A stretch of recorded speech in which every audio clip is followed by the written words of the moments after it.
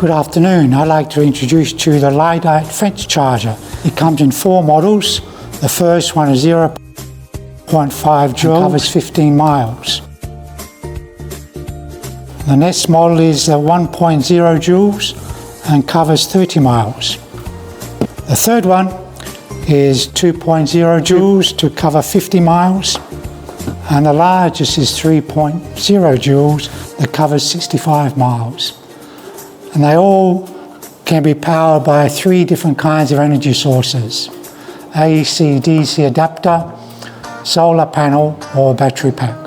To connect the power, we simply use the one socket with the 3 power sources. We can use it to connect the solar panel, and you see the light is flashing.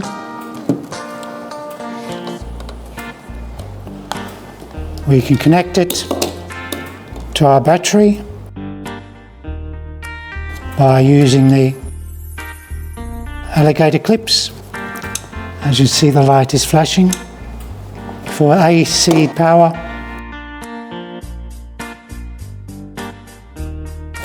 and you'll see the power is on, light is flashing.